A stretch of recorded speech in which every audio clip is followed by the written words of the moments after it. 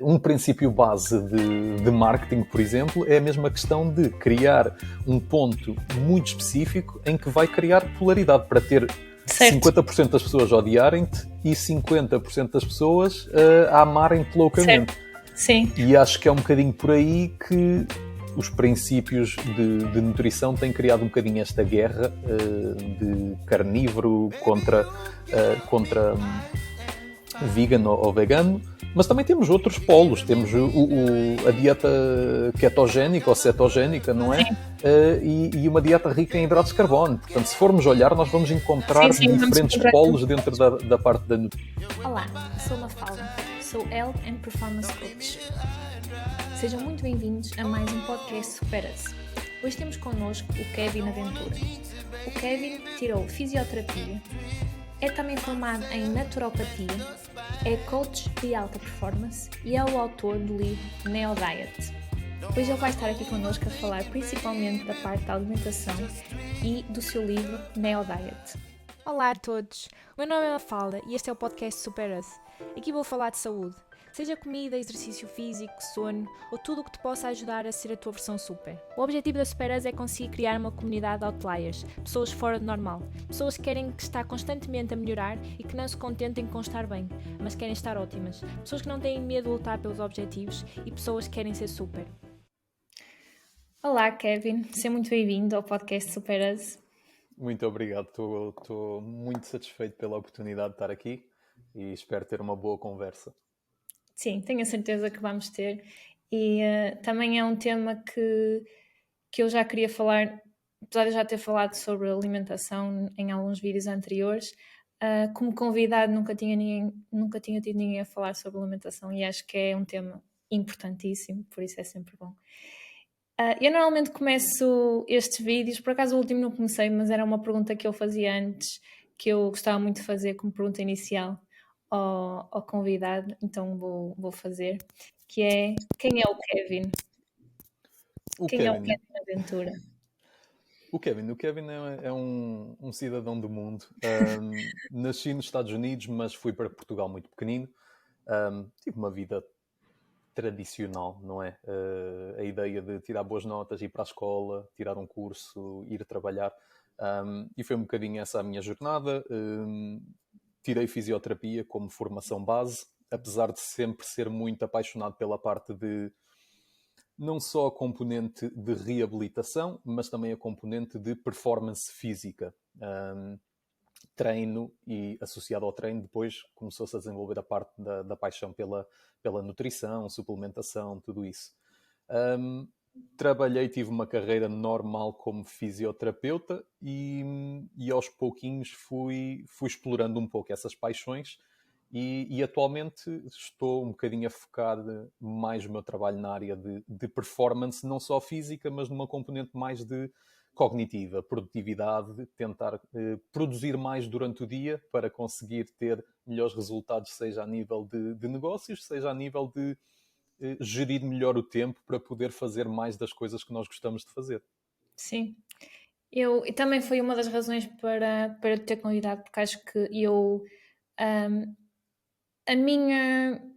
alinho muito com o que tu acabaste de dizer e usar um bocadinho a nossa saúde como hack para conseguir mais produtividade, mais energia e sermos mais bem-sucedidos nas outras áreas todas e não simplesmente ver a saúde como a ausência de doença, vá lá.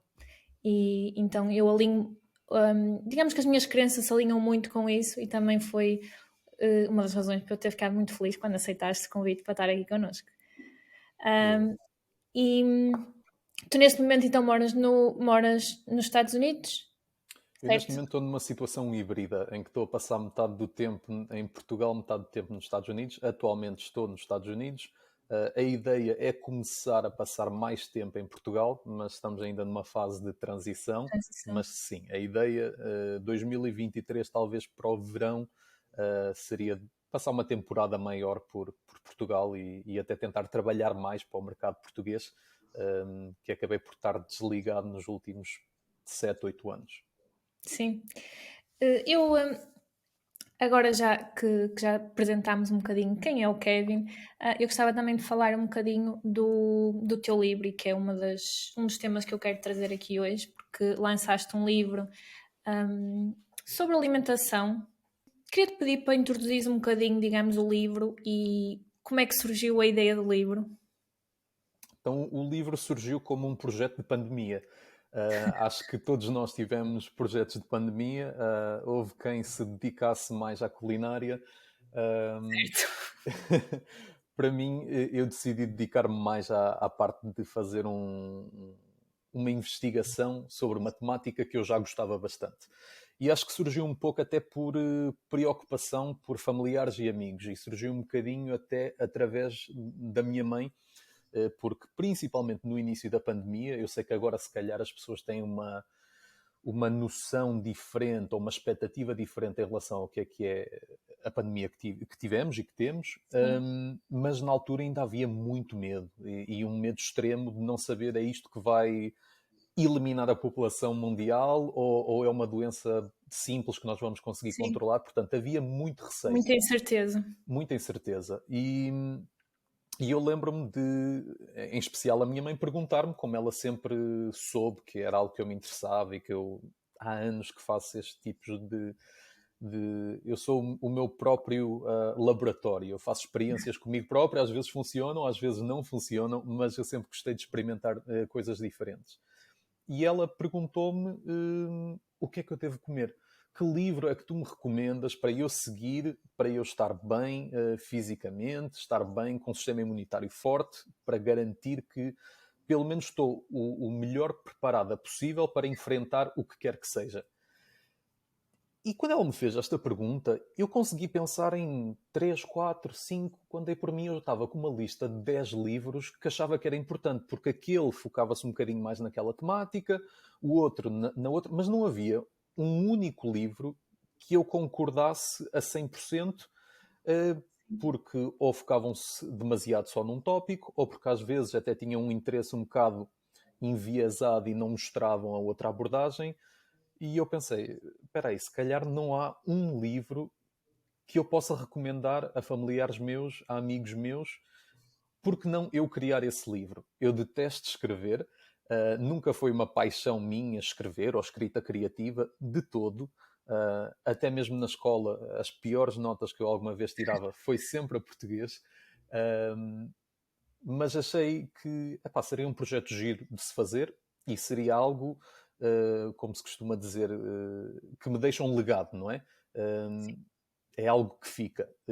Portanto, decidi criar o livro não só para consumo próprio, para eu ter a minha própria, sem qualquer tipo de conotação religiosa, a minha própria bíblia de nutrição e estilo de vida, que eu, quando tenho dúvidas, porque uma pessoa não memoriza tudo, não é? E há conceitos que são um bocadinho mais complexos. Quando eu tenho dúvidas, eu pego no meu próprio livro para ir rever um bocadinho o porquê e, ok, faz sentido, é por isso que eu evito isto ou que devo focar naquilo.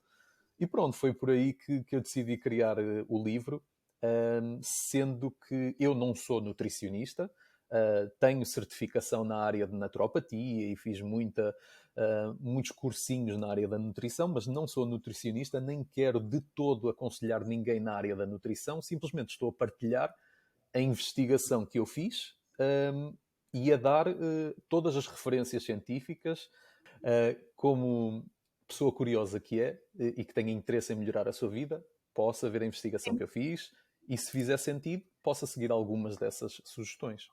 Sim, uma das partes que eu achei muito interessante foi o facto de, lá está, primeiro tens esta parte mais científica, que tens todos os estudos em que te baseaste, mas por outro lado também referes inicialmente, também já falaste agora disso, que serviste como uma cobaia de ti próprio nos vários testes que fosse fazendo e fosse percebendo, ok, isto funciona comigo, isto não funciona comigo, porque, e é outra coisa que eu também acredito muito, é que ok, que obviamente estudos científicos são importantes, mas também é importante perceber, por outro lado, aquilo que funciona connosco, porque não vai ser, todos nós somos diferentes, todos nós temos características, genes, e depois também podemos falar um bocadinho disto, da parte da epigenética, todos nós somos seres diferentes, com estilos de vida diferentes e que, portanto, vamos precisar de coisas diferentes. E Claro que a parte dos números e o que é que a ciência diz é importante, mas também é importante conseguirmos olhar para dentro e perceber, ok, isto funciona comigo, não funciona, etc, etc. Acho que essa parte aí também foi uma das partes que eu gostei na forma como descreveste o livro.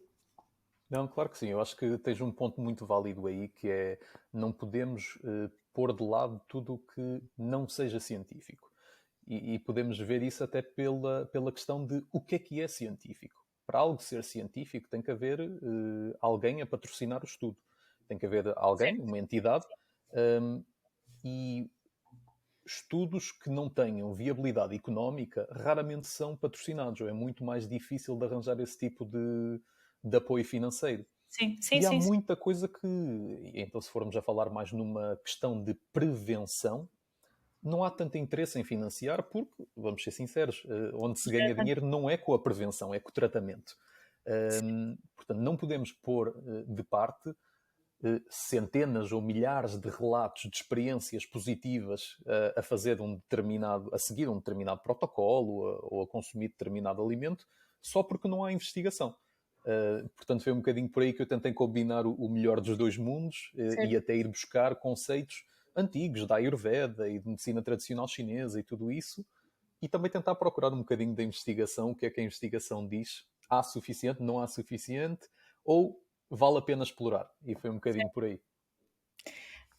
Eu queria começar um bocadinho também, agora que já introduzimos o livro, que é uma, digamos que é uma também das primeiras, sem dar spoiler ao livro, mas também que é uma das primeiras partes que tu falas, que é um bocadinho a nossa evolução como espécie, digamos, e em paralelo a nossa evolução com aquilo que comemos à medida que também vamos evoluindo.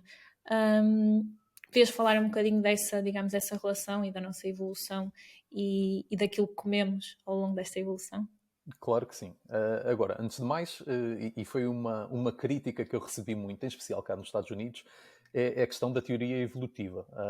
Nós, vou dizer na Europa, mas pelo menos em Portugal, apesar de ser um país maioritariamente católico, nós aceitamos uma teoria evolutiva. No entanto, cá nos Estados Unidos temos religiões que, e até mesmo dentro da religião católica, que não aceitam a teoria evolutiva. No sentido em que o homem foi criado como homem. O homem nunca Não evoluiu evoluiu como espécie. exatamente. Portanto, não quero entrar aqui em grandes polémicas, mas se formos acreditar numa teoria Certo. evolutiva, partindo do princípio que nós evoluímos vamos imaginar, um macaco, não é? Que uma pessoa pensa, ok, macaco é maioritariamente herbívoro, não há grande consumo de produto animal, Uhum. mas também tem um trato digestivo preparado para isso. O nosso trato, ou o que investigadores em termos da parte paleolítica, o que eles acreditam é que, paleontológica, peço desculpa, o que eles acreditam é que houve uma evolução do nosso trato digestivo com a evolução do ser humano. Quando começaram a adotar um consumo de produtos à base animal, com maior Uhum. quantidade de gordura, foram conseguir desenvolver a parte cerebral, por exemplo, que é um dos órgãos mais gordos que nós temos e que nos foi permitindo desenvolver a nível de inteligência, a nível de comportamento social e tudo isso. Agora, quando um animal começa a comer algo que não necessita de um longo período para fermentar, porque para todos os efeitos, alguém que está a comer folhas o dia inteiro vai precisar de muito tempo para digerir, porque há uma quantidade enorme de celulose a nível daquele alimento. Portanto, precisa de um trato digestivo muito maior que permita a fermentação. Nós começámos a abdicar disso, o nosso trato digestivo começou-se a tornar mais simples, para permitir que nós tivéssemos uma dieta mais omnívora, ou seja, comer tanto plantas como produtos de base animal. E isto, vamos voltar muito, muito, muito atrás. Se formos olhar um bocadinho mais nos últimos 10 mil anos, o que os cientistas acreditam é que a nossa parte genética parou de evoluir. Não é que tenha parado de evoluir, se calhar precisa de muito mais tempo para se notar essas diferenças. Portanto, a nossa informação genética agora é mais ou menos a mesma que nós tínhamos há 10 mil anos atrás, na era paleolítica, quando nós andávamos em pequenas tribos, de um lado para o outro, a caçar animais e a apanhar umas frutinhas que encontrávamos de onde a onde. O que é que acontece? Quando nós seguimos esse estilo de vida, a nossa genética reconhece o que estamos a fazer. O problema é quando deixamos de o fazer, que é um bocadinho o que tem acontecido com a evolução e a industrialização do nosso estilo de vida. Deixámos de ter períodos em que não comíamos por, não digo dias, mas havia períodos de jejum extensos até à nossa próxima refeição. E agora, de repente, começámos a ter acesso fácil à comida por todo lado. E depois, pronto, também a questão de o tipo de comida que estamos a comer. Antigamente, não é? Tudo coisas que encontrávamos num formato natural, mas depois com a indústria alimentar começou a ser tudo processado, tudo alterado, tudo manipulado de forma a estimular a nossa própria genética contra nós, no sentido de criar comidas altamente doces, ou com muito sal, ou com muita gordura, porque são aquelas... Exatamente, são estímulos que nos permitem a sobrevivência e nós fomos programados para sobreviver. Portanto, tem havido uma mudança muito grande a nível de estilo de vida, no entanto, a parte genética não tem acompanhado, porque necessita de muito mais tempo. E se calhar é este paradoxo evolucionário que nos tem causado os problemas de saúde que nós temos agora. Mas estavas a dizer que a nossa genética não evoluiu, ou evoluiu lentamente, mas porque não houve tempo ainda para evoluir, ou porque as alterações não foram suficientemente grandes para... As alterações foram suficientemente grandes. Agora, se formos olhar em termos de evolução genética, 100 anos não é nada. Certo. E o problema é que estas modificações, estas mudanças todas que ocorreram no nosso estilo de vida foram maioritariamente nos últimos 100 anos, 200 anos no máximo. Sim. Em que, se formos olhar em termos históricos, as duas grandes guerras mundiais são a referência para a grande transformação de estilo de vida atual que nós temos. E isto, em termos de evolução, não é nada.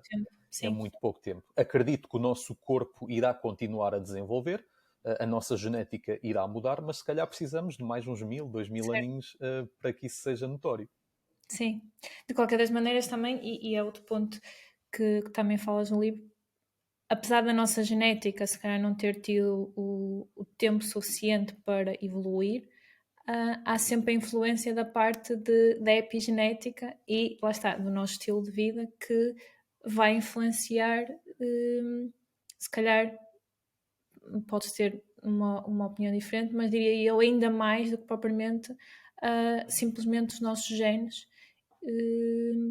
comparando os dois, a parte da epigenética e a parte dos genes. A parte da epigenética tem uma influência muito grande e essa já consegue evoluir, tem um impacto mais rápido comparativamente à parte dos genes, tem uma alteração mais rápida. Claro que sim, nós como comunidade científica, e agora não sei de cor os anos, mas algures entre os anos 80 e 90, o nosso grande desafio era descodificar o código genético, porque nós acreditávamos que os nossos genes eram a nossa sina, era destino que estava escrito lá, e se nós conseguíssemos descodificar os nossos genes, nós tínhamos todas as respostas. Era a caixa. Agora o que é que aconteceu? Toda a gente ficou extremamente desiludida quando efetivamente começaram a descodificar o genoma humano e perceberam que afinal nós não éramos assim tão complexos quanto isso. Se eu não estou em erro, acho que até milho tem mais informação genética do que nós. Sim, eu já não me lembro qual era a percentagem, mas eu lembro que era alguma coisa do género que nossos genes ou era tipo 70% ou 80% eram iguais a uma banana. Exatamente. Eu achei muito cómico isso. E o que se chegou à conclusão nessa altura, apesar de ter sido uma grande desilusão, foi também uma grande lição. O que se chegou à conclusão é que sim, o nosso código genético é importante e tem lá muita informação. No entanto, temos toda uma cadeia acima do código genético, daí chamar epigenética, porque está acima de, que regula o que está acontecendo no nosso organismo. Apesar de nós podemos olhar para o nosso código genético como uma guideline, como um livro de sugestões de operação. Certo. No entanto, vai ser a componente epigenética, que é a parte do estilo de vida, as escolhas que nós fazemos, que vai ditar se determinados genes são ativados ou desativados. Não estou de todo a dizer que não existem doenças genéticas que vão ser expressas sempre. Okay? Sim. Temos doenças genéticas que vão ocorrer. Agora, não quer dizer que nós não temos poder em relação a elas. Certo. Nós conseguimos controlar a severidade dos sintomas, como é que evolui, tudo isso através das escolhas que nós fazemos. Sim, sim. Ou mesmo simplesmente preparando-nos para a doença que sabemos que vai receber, caso seja um gene que seja 100% taxativo, que temos o gene, Exatamente. temos a doença.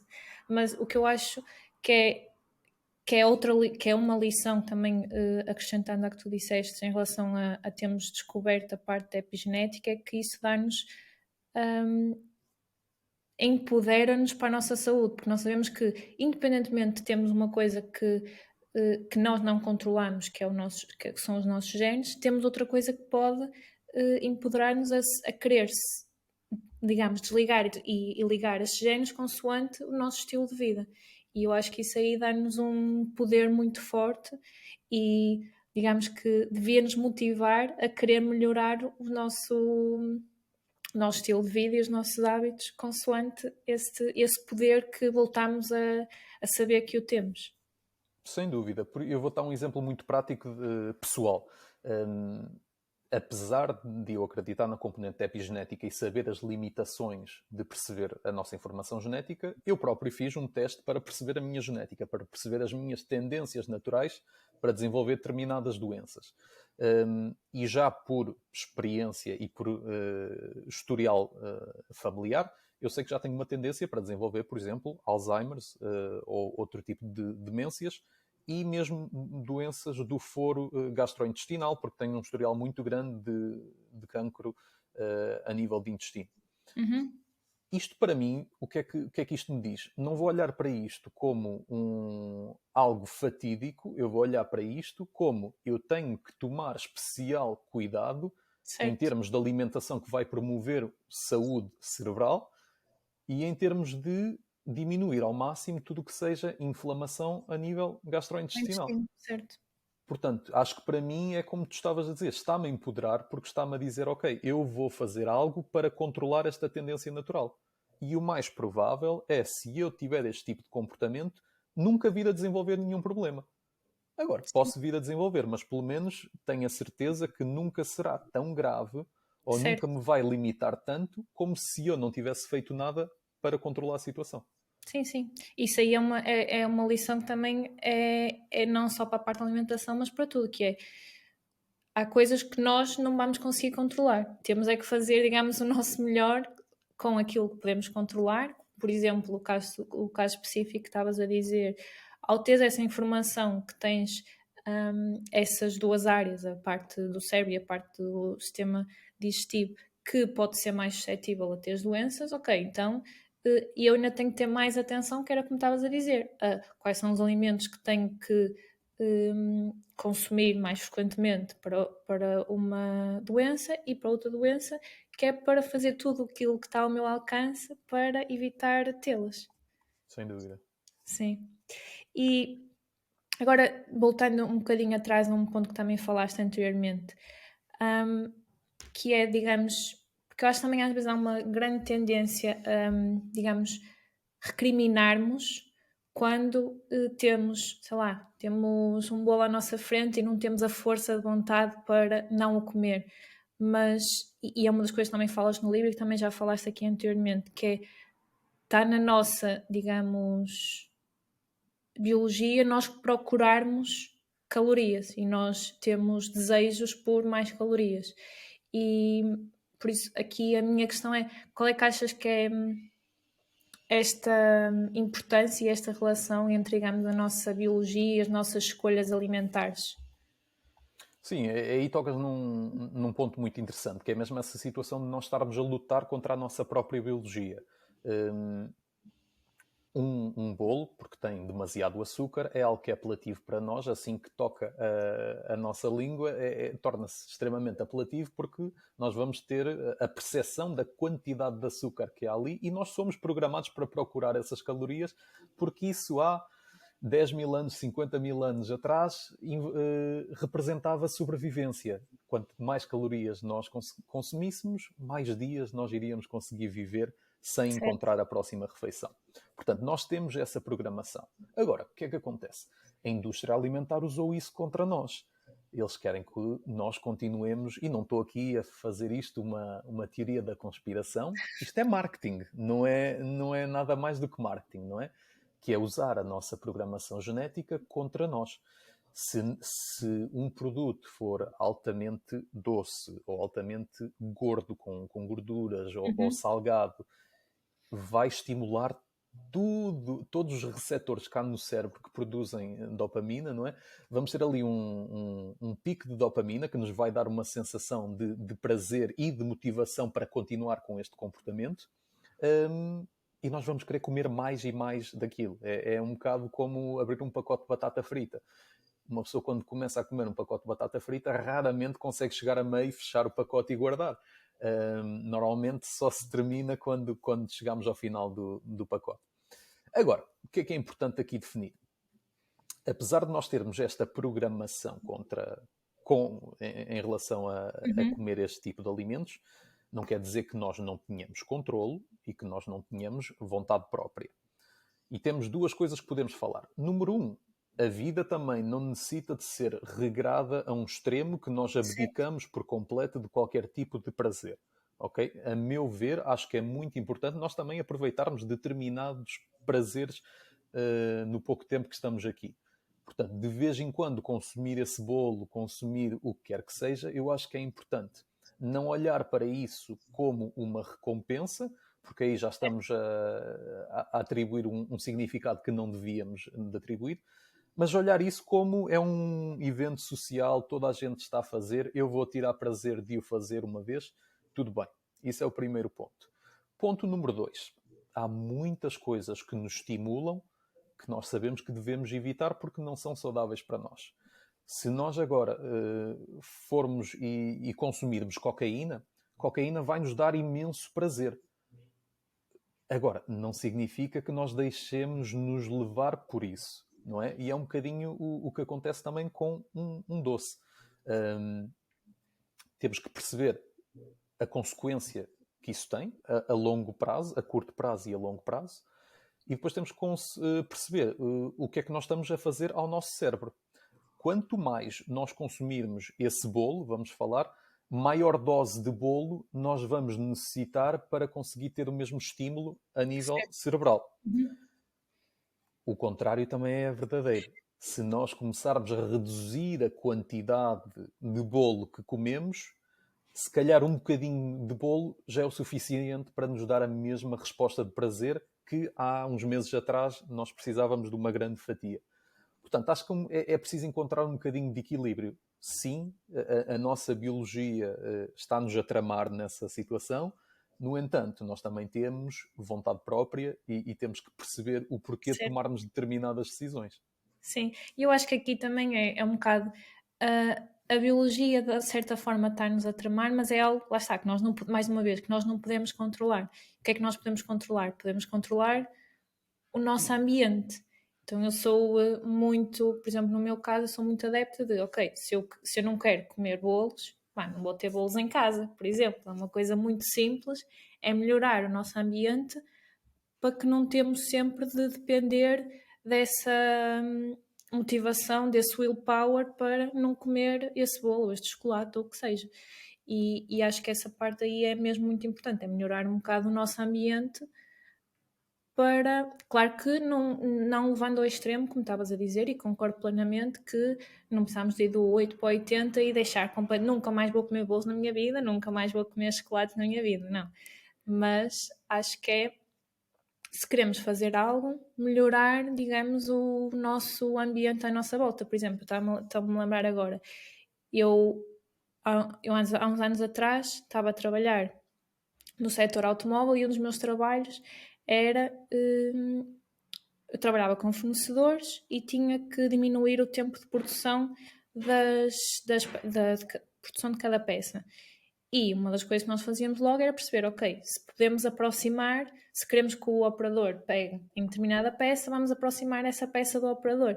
E aqui é o mesmo, só que o oposto. Se nós não queremos que comer determinado bolo, vamos afastar, vamos, digamos, criar algum atrito entre nós e o bolo, o chocolate ou o que seja que nós não queremos comer, para termos menos tendência de o comer. Não, sem dúvida. Eu acho que devemos de preparar o nosso ambiente para facilitar as nossas escolhas. Certo. Mesma coisa que alguém que está a fazer um programa de desintoxicação devido a um vício de álcool, por exemplo, alcoolismo, Sim. Essa pessoa nunca vai ser mandada para um bar na primeira semana, porque a tentação que vai ter à volta, exatamente. Portanto, estar afastado de bares, estar afastado de pessoas que façam lembrar o estilo de vida que tinham antes. Portanto, nós temos que lembrar que a nossa fisiologia procura o conforto, não é? Certo. Sim, sim. Portanto, eu acho que li isto, não me lembro qual foi o autor, mas lembro que foi uma ideia que ficou e que eu gostei, que era um bocadinho o que tu estavas a dizer, que é remover, e agora falando do exemplo dos doces, remover tudo que é doces de casa. Se houver mesmo vontade de comer um doce, essa pessoa vai ter que sair de casa, Certo. ir à loja ou um café, buscar o doce e comer. Se essa pessoa estiver disposta a fazer esse trabalho todo, se calhar merece o doce naquele dia. Sim. E é um bocadinho por aí. Sim. Eu também já tinha visto algo semelhante também para, por exemplo, as redes sociais, que era de género desinstalar, acho que era o Instagram na altura, já não me lembro, desinstalar o Instagram, que é para, se tu realmente quiseres ir ao Instagram, tens que instalar, tens que voltar a fazer login, etc. Então estás a criar esse passo extra que faz com que tenhas menos tendência a fazer isso. Por exemplo, há pessoas que, obviamente pessoas muito específicas, que têm, por exemplo, 2 telemóveis ou 2 computadores, em que um telemóvel é daqueles antigos, que não tem Instagram nem nada, que é para ser usado enquanto está a trabalhar, basicamente só chamadas que são urgência, porque não recebe notificações de nada, porque é daqueles antigos que não tem nada disso.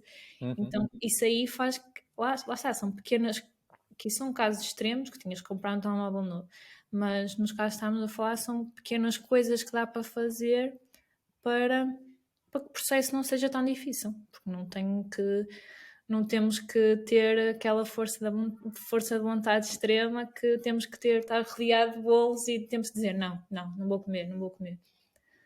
Eu acho que é o que estamos a falar, é melhorar um bocado o ambiente. Sim, concordo a 100%. E agora entrando um bocadinho digamos, na dieta específica, e aqui eu acho que é, independentemente de cada um de nós, todos nós somos diferentes, mas acho que era mesmo uma pergunta que quero fazer, que é: o que é que o Kevin come normalmente? Ou o que é que seria um dia típico de comida para ti? O que o Kevin come ao longo do ano vai mudando. Porque o Kevin também vai adaptando consoante as necessidades do que está a acontecer. Eu já segui todo o tipo de dietas extremas, e quando eu digo dietas não é numa componente de perder peso, é mesmo numa componente de o que nós comemos diariamente. Eu já segui todo tipo de dietas que possas imaginar. Desde uma dieta completamente vegan ou vegana por 7 meses, em que nem sequer produtos processados eu consumia, porque há muita gente que segue uma dieta vegana, que depois vai ter os produtos todos de soja e tudo isso. Não, estamos a falar só de produtos whole foods, exatamente. E também já tentei seguir o extremo, apesar de ser mais difícil de manter, que é uma dieta completamente carnívora. Carne, sal e água. Mas essa foi difícil. O que é que eu como durante o ano? Eu tenho uma dieta omnívora, muito rica em plantas, muito rica em frutas, com algum controle também para não devido à quantidade de frutose, não é? E de açúcar, que também não quero metabolicamente ter consequências negativas. E consumo produtos animais, carne, peixe, ovos, tento ficar um bocadinho afastado mais da parte dos produtos lácteos e grãos em geral também tento evitar, e se consumir normalmente são fermentados e com um tipo de preparação que vai diminuir a dificuldade digestiva. Agora, por exemplo, se estou a passar um período em que se calhar abusei um pouquinho mais, estou a notar que estou a começar a ficar com uma dor de cabeça ao final do dia, não estou a produzir a energia normal para o meu normal. Se calhar vou passar um período de um mês com uma dieta mais restrita. Se calhar vou seguir, ou se estou a sentir que estou a desenvolver mais desconforto abdominal, por exemplo, se calhar vou tentar reduzir em determinadas plantas que são mais difíceis de digerir e apostar mais, se calhar, no produto animal, que é mais fácil de digestão. Portanto, acho que vai mudando, mas como um bocadinho de tudo. Defendo uma dieta omnívora. Acima de tudo, um último ponto é eu como o que me faz sentir bem. E só por eu comer determinado alimento não quer dizer que tu, Mafalda, possas comer o mesmo alimento e ter a mesma resposta que eu. E é um bocadinho essa abordagem que eu tentei ter no livro, que é toda a gente deve seguir princípios base. No entanto, depois temos que adaptar consoante a nossa própria fisiologia. Se calhar eu comer uma banana fica ali com peso no estômago e outra pessoa não. Portanto, é isso que temos que depois saber adaptar e personalizar.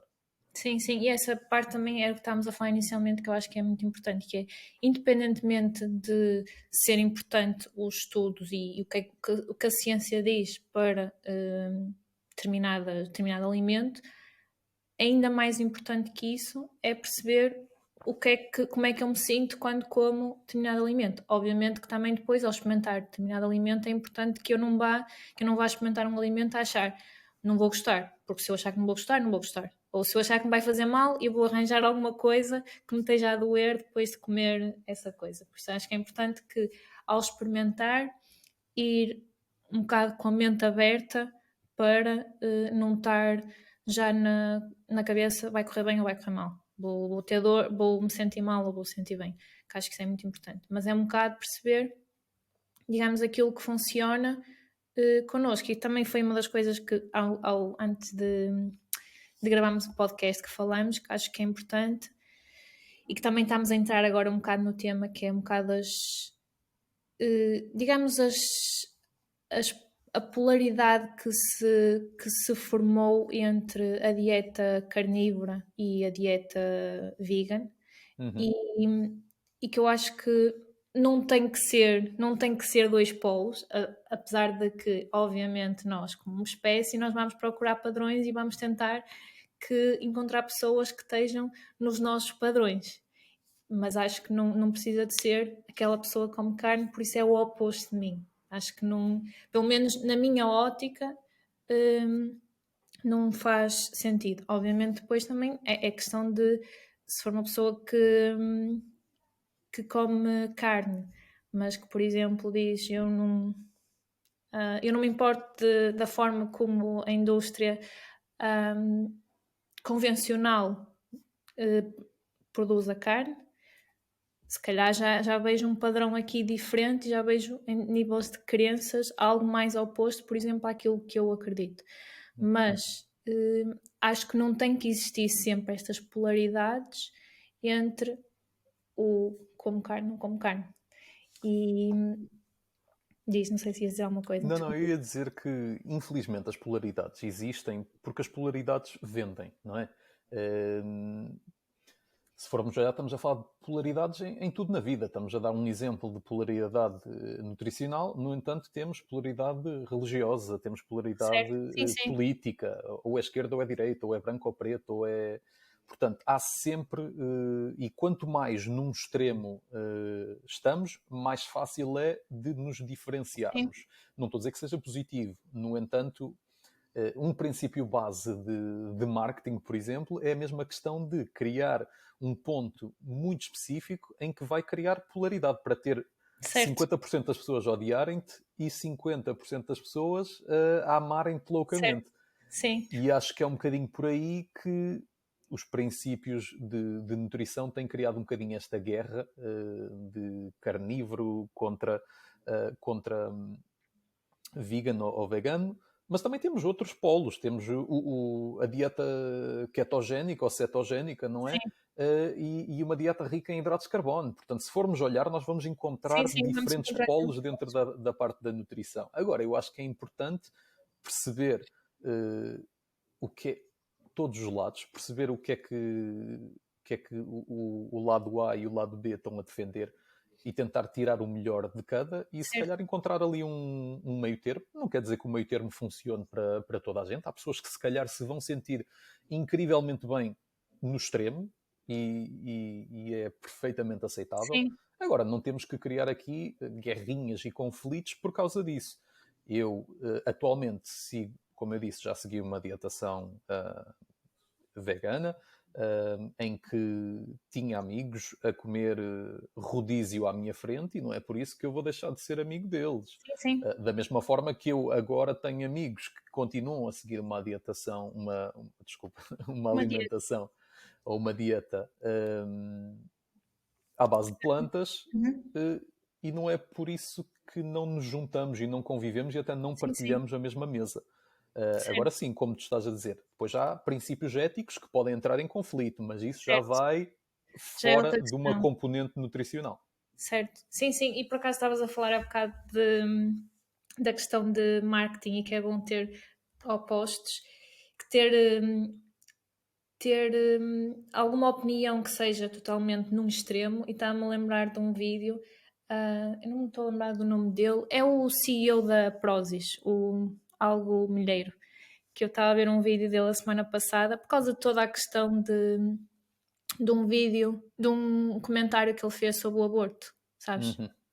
Pronto, houve muita polémica com ele sobre esse comentário que ele fez. E ele fez um podcast participou foi convidado num podcast a semana passada, e ele estava a dizer exatamente isso, que é, se tu não tiveres uma opinião que seja polarizada, tu vais estar no meio e o meio não tem marketing suficiente. Tens que ir para um de um extremo, porque as pessoas têm que ou odiar-te ou adorar-te. Se estiveres no meio, vai ser esquecido, mais cedo ou mais tarde, digamos. E sabes que muitas dessas pessoas, e até mesmo autores dentro da indústria nutricional, digamos assim, criam estas personas, estas personagens, e não quer dizer que elas sejam assim. Se calhar elas têm crenças muito mais centradas, mas adotam uma personagem extremista para Sim, poder vender mais. E agora, usando o teu exemplo, eu não tenho acesso a essa informação, mas se eu tivesse que adivinhar e apostar o meu dinheiro, eu diria que quando ele fez esses comentários a nível de aborto, houve um pico de vendas para a sim, Prozis. sim. Porque toda a publicidade, má ou boa, é publicidade. E Sim, gera... ninguém conhecia o CEO da Prozis antes disto. É Pá, isso. pelo menos, eu não vou dizer ninguém, mas muito pouca gente devia conhecer o CEO da Prozis antes disto. Agora toda a gente em Portugal conhece. Claro que sim. Além de vendas diretas, ele certamente que agora está a beneficiar de chamadas para podcasts, de talvez Certo. participar em alguns eventos. Portanto, a marca dele cresceu, apesar de ter feito um comentário altamente polémico. Sim, é isso. Vá lá, infelizmente ou felizmente, acho que é mais infelizmente, esses extremismos geram polémica. E outro ponto que também falaste no livro, e que também já falámos brevemente aqui inicialmente, foi a questão de fasting, e que nós também, obviamente, como evolução de espécie, nem sempre tivemos, não é nem sempre, né? Nós não tínhamos o acesso à comida que temos hoje em dia. E que estávamos habituados a, se calhar, comerem mais e depois estar uns dias sem comer mais quantidade, depois um dia sem comer, do que provavelmente aquilo que nós fazemos agora, que é, eu agora faço menos refeições, mas quando eu era criança eu fazia 6 refeições por dia. Eu comia antes de dormir, para ir para a cama com a barriga cheia, e mal acordava, a primeira coisa que eu fazia também era comer. Qual é, digamos, a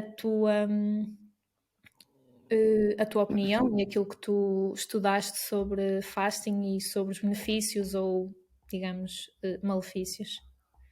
Então, se formos olhar à parte genética, falando um bocadinho disso, porque efetivamente crê-se que não houve evolução suficiente para justificar o nosso estilo de vida atual, nós podemos comparar o ser humano um bocadinho como um animal predador, não é? Vamos olhar para um leão. E se fores olhar para o comportamento alimentar de um leão, o leão se calhar caça hoje e, se for preciso, passa 2 dias a digerir até o excesso de comida que teve, não é? Ou às vezes por não haver recursos suficientes, por não haver gazelas suficientes a correr, vai passar ali 2 ou 3 dias sem comer. E era um bocadinho isso que nos acontecia. Não quer dizer que nós fôssemos predadores, porque nós também poderíamos ter acesso a determinadas plantas e frutas, e dependendo de onde nós vivíamos, por exemplo, se formos a falar de um humano que vivia na América Central ou em algumas zonas, por exemplo, do Sudeste Asiático, se calhar há fruta o ano inteiro e se calhar não há necessidade de ter que passar longos períodos sem comer. No entanto, nós fomos desenhados para isso mesmo, porque quando comemos, o corpo quer engordar, quer preservar aquele excesso de calorias para períodos de escassez.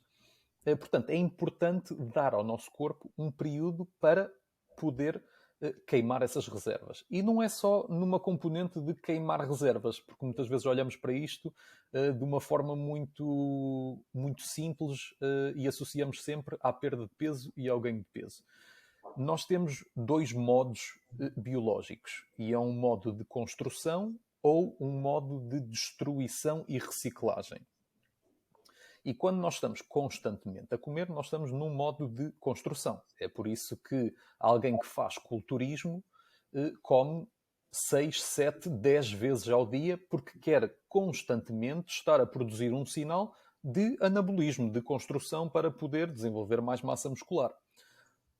No entanto, não quer dizer que isto seja saudável. É útil para atingir um objetivo de hipertrofia máxima. No entanto, não quer dizer que seja saudável a longo prazo, porque nunca há reparação. E agora vamos dar um exemplo muito prático de uma fábrica e de uma linha de montagem. Se tu estás numa fábrica e de repente começas a querer acelerar a velocidade em que a linha de montagem está a trabalhar, eventualmente começam a ocorrer erros, porque as pessoas não conseguem acompanhar o ritmo que estás a tentar introduzir. E vamos imaginar que estás a produzir peças automóveis, de repente as peças já começam a sair com alguns defeitos. O período de fasting é um bocadinho como se fosse um período de auditoria, de podermos parar, abrandar a linha de montagem e olhar, ok, espera aí que estamos a começar a produzir peças erradas. Vamos aos carros que já têm as peças erradas e vamos lá substituir e pôr novas. E é um bocadinho isso que acontece com o período de jejum. É uma capacidade que o nosso corpo tem de se autorregenerar, destruindo proteínas que estão mutadas, que têm algum tipo de mutação, ou mesmo destruindo resíduos tóxicos do nosso metabolismo normal, e usar isso como combustível e reciclar todos os nossos recursos para que estejamos saudáveis para continuar a nossa vida. Sim. E pegando um bocado no exemplo que tu disseste, porque depois já há vários tipos de auditorias, não é? Há auditorias mais longas, há auditorias mais curtas. Por exemplo, eu neste momento eu faço jejum. Não sou restrita a fazer sempre X horas, mas se tiver fome e se vir que é fome e que não é vontade de comer comida específica, vou comer, mas por norma faço jejum intermitente, faço mais ou menos 16 horas, período de 16 horas de fasting, 8 horas a janela de comer. Mas que é outra coisa que também tu falas no livro, que há vários tipos de jejum. E obviamente também já falaste agora, digamos, dos benefícios de fazer. Achas que há algumas possíveis consequências mais negativas, digamos, em fazer principalmente porque também tu te falas, o jejum que eu faço é o jejum mais curto, digamos. Há pessoas que fazem de 12, mas digamos que normalmente o mais curto que há é o que eu estou a fazer. Mas depois também tem jejum que vai de comer 5 dias ou mesmo tipo 20 dias. Eu acho que há uma série no Netflix que fala de jejum, acho que é mais de 20 dias até, já não me lembro quantos dias é que são, mas são muitos dias, basicamente. E para tratar algumas doenças crónicas, qual é que é, digamos, a tua opinião em relação a estes jejuns mais longos e mesmo os mais curtos?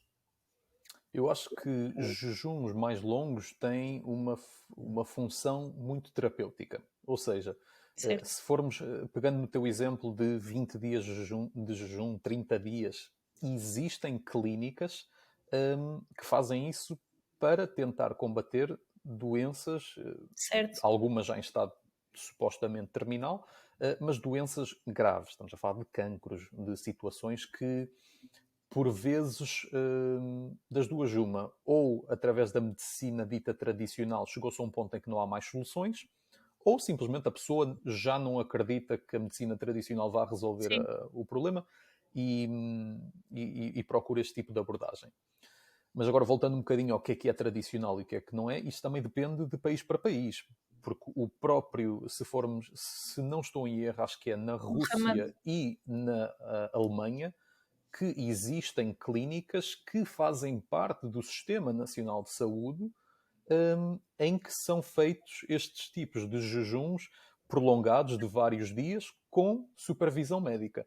ok, não Portanto, sabia. acho que são muito importantes e pela investigação que fiz e pela quantidade de evidência que eu já li, acho que tem um poder muito interessante a nível Sim, terapêutico. Agora, é uma componente terapêutica. Acho certo, que não quer dizer que uma pessoa tenha que fazer aquilo, porque não nos podemos esquecer que, apesar de ser um período de reciclagem, apesar de ser um período que o nosso corpo poderá ter alguns benefícios, não deixa de ser um período de stress. Estar sem comer, para a nossa programação, continua a ser, ok, está sem comer, se calhar não vai conseguir sobreviver. E cria stress. Há uma resposta hormonal ao stress que inconscientemente está a ser criado ali. Qual é um período ideal?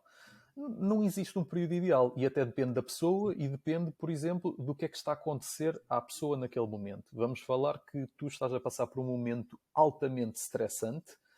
Se calhar apostares num jejum intermitente diário não é o melhor para ti, porque vai estar a pôr mais lenha na fogueira, digamos sim, assim. mais stress ainda. Mulheres, por exemplo, dependendo de onde estejam no seu ciclo menstrual, fazer um jejum pode ser stress em demasia. Portanto, se calhar é importante, nos dias em que fisiologicamente se estão a sentir mais em baixo, não vamos pôr o corpo em Sim. mais stress do que o que necessita.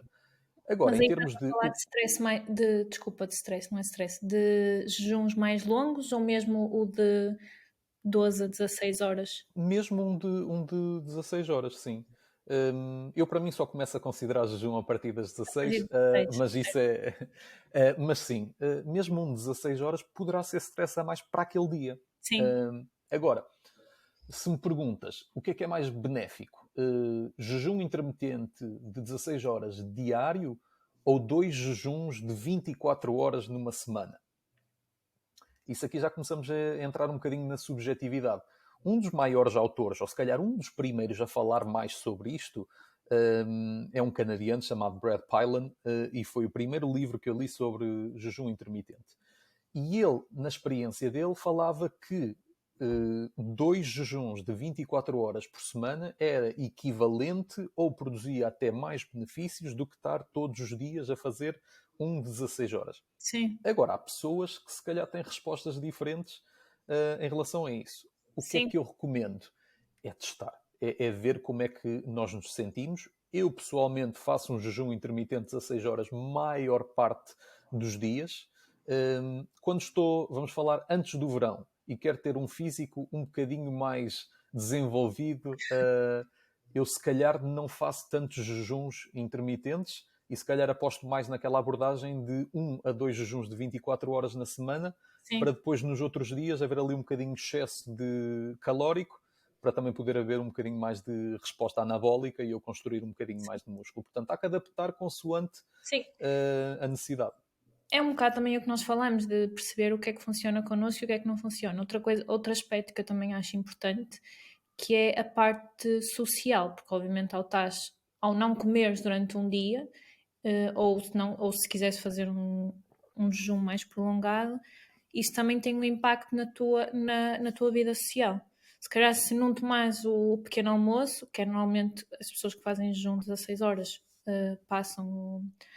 não tomam a refeição inicial, o pequeno almoço, isso aí se calhar, ok, pode ter um impacto, não comeres de manhã com as pessoas com quem vives, mas o facto de passar todas as refeições e quando estamos a falar de vários dias, isso também pode ter um impacto na vida social. Depois é perceber o quanto as pessoas querem e perceber todos os fatores que vão ser influenciados por isto e depois o que é que as pessoas estão dispostas a comprometer consoante os benefícios que acham ou que vão efetivamente ter. É um bocado pesar as coisas todas. Sim, acima de tudo há que haver um bocadinho de flexibilidade. Imaginemos Certo. que eu estou a programar fazer um jejum à segunda e à sexta-feira, mas à sexta-feira sou convidado para sair. Não é o fim do mundo. Eu Certo. posso Sim, sim, comer sim. à sexta-feira e depois, se calhar, faço o meu jejum no sábado ou no domingo. Há que haver flexibilidade. Agora, o que é que eu acho importante? Adotar algo que funcione para nós e também não ter medo de adaptar. Ao longo do ano, consoante as necessidades individuais ou até consoante nós nos estamos a sentir. Por exemplo, tínhamos falado de início de fazer jejum com fins terapêuticos. Sim. Eu tento fazer pelo menos uma vez por ano, mas pelo menos uma vez, mas idealmente 2 a 3, fazer um jejum de 3 dias, mesmo para isso, que é como se fosse o meu processo máximo de Sim. reciclagem, eliminar a porcaria toda e dar como se fosse uma A limpeza. limpeza, a limpeza geral à casa. Exatamente, exatamente. Que tocando nesse tópico, desculpa lá que lembrei-me de uma coisa que acho que é interessante e poderá ser interessante para algumas das pessoas a Uhum. ouvir o podcast, que é o trabalho de um doutor americano que chama-se Jason Fung, e ele é um adepto fervoroso do fasting, do jejum. E eu achei muito interessante quando eu estava a ler um dos livros dele, que ele descrevia que na parte clínica dele, ele ajuda muitas pessoas com obesidade, também trata outros problemas, mas acima de tudo obesidade. E eu achei piada que ele disse que os clientes deles, ou que a maior parte, até ao momento da escrita do livro que eu tinha Uhum. lido, Sim. ele nunca tinha tido um único paciente em que tinha que fazer uma cirurgia para remoção de pele. Ou seja, pessoas que perderam tanto peso que depois é normal ter que remover aquele excesso de pele. O que é Sim. que ele acreditava? E atenção, não há qualquer tipo de evidência científica. Ele acredita como ele incorporava longos períodos de jejum, que era o próprio jejum que fazia como se fosse a reciclagem da Sim. proteína que está na pele, ou seja, destruía o excesso de pele naturalmente, e daí nunca ter tido a necessidade de recomendar nenhum dos seus pacientes a fazer esse tipo de cirurgia, o que eu achei interessante para ver o poder de Sim. reciclagem que o corpo tem. Sim, sim, eu por acaso eu lembro-me de ler isso no livro, mas isso aí era basicamente no processo de perda de peso ele incorporava jejum, fosse de que tipo de qualquer tipo de duração, e isso fazia com que eles não tivessem aquele aspecto de peles caídas que normalmente se vê quando são pessoas que perdem muito peso. Exatamente. Sim, isso é muito interessante. Lá está, eu acho que o nosso corpo, e agora falando um bocado, não na base científica, mas falando daquilo que eu acredito, eu acho que o nosso corpo tem uma capacidade muito grande de se curar a ele mesmo, se nós não interferimos nele e no processo desta cura. A questão é que nós às vezes estamos a interferir negativamente e ele não consegue fazer o que tem que fazer e curar-nos. Que é o exemplo disso é a parte de jejum. E obviamente acho que a fazer estes jejuns longos de, sei lá, 20 horas, acho que é importante ter acompanhamento, sem dúvida. E depois também, obviamente, há algumas ressalvas em relação ao fasting de, sei lá, pessoas que têm algum tipo de má relação com a comida. Acho que é importante que, se quiserem experimentar fazer jejum, que sejam acompanhadas, ou mesmo que quem está habituado a comer, sei lá, eu como disse inicialmente, estava habituada a comer 6 vezes por dia e eu não passei de comer 6 vezes por dia para comer 2 vezes por dia. Eu passei de 6 vezes para 5, para 4 e fui diminuindo. E também acho que é outra coisa que é importante que também falaste é ter essa flexibilidade de, ok, se eu hoje, sei lá, e acontece-me de vez em quando, por exemplo no dia anterior ao jantar não comi tanto, no dia a seguir de manhã vou ter mais fome que normal. Ou, sei lá, outra coisa, por exemplo, eu há umas semanas atrás fui a Nova Iorque e como eu estava ainda com o horário de Portugal, eu normalmente aqui estava a comer tipo ao meio-dia, eu chegou ao meio-dia de Portugal lá que eram 8 horas, 8, 9, 10, 11, 12, 13, não, Certo. 7 da manhã, basicamente eu acordava já com fome. E eu aí nos primeiros dias fui comer, porque o meu corpo ainda está habituado à hora de Portugal. Então fui comer. Mas acho que é um bocado. E voltamos ao ponto inicial, que é um bocado perceber aquilo que funciona connosco e saber ouvir aquilo que o nosso corpo nos está a tentar dizer, que acho que é mesmo muito importante. Não, concordo 100%.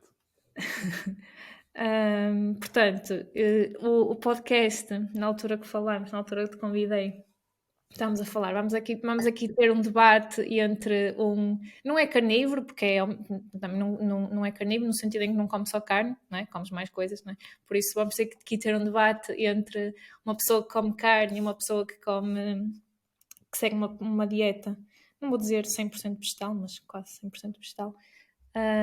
Mas acho que, e é prova viva que conseguimos interagir sem qualquer tipo de problema, desde lá está que tínhamos uma mente aberta para perceber que cada um funciona, cada um tem as suas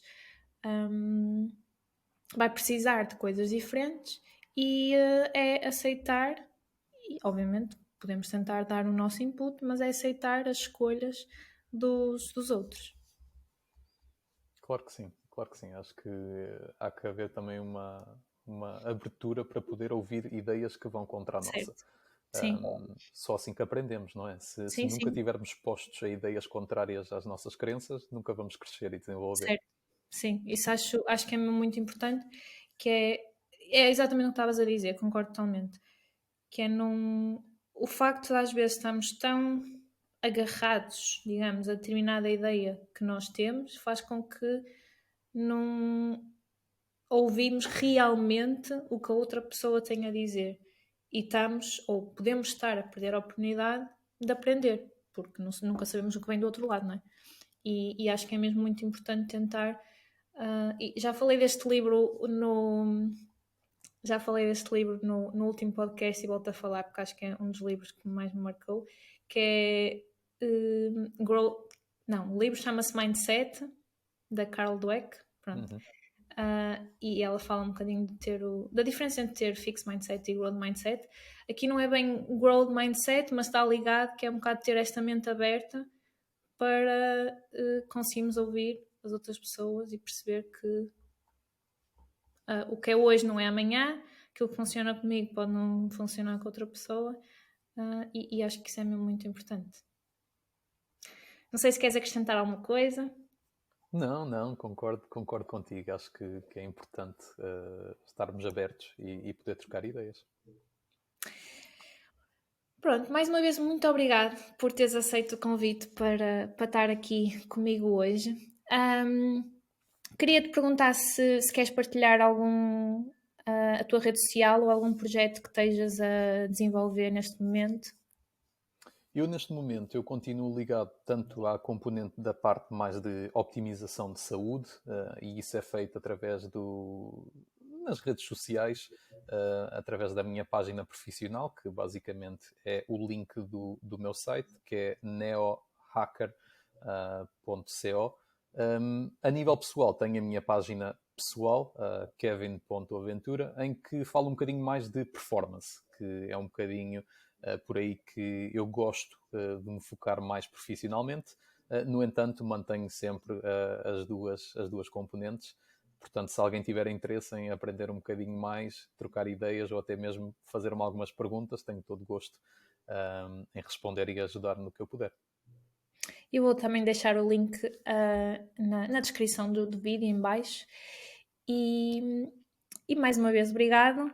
E espero que os nossos ouvintes tenham gostado do podcast e tenham aprendido um bocado mais sobre a parte da alimentação e também esta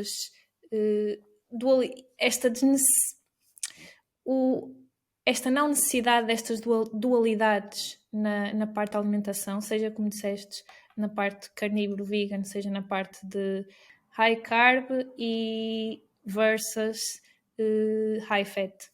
E mais uma vez, muito obrigado. E é isso. Muito obrigado pelo convite. Espero que tenham gostado deste podcast. Espero que de alguma forma ele vos ajude a começar a construir uma melhor relação com a alimentação. Vou deixar em baixo todos os contactos do Kevin e também o link para o seu livro Neo Diet. Se gostaste do podcast, podes colocar um gosto. Podes ainda subscrever ao canal e ativar o sino para que recebas notificações sempre que eu lançar um novo vídeo. Vemo-nos no próximo vídeo e vamos nos tornar super juntos.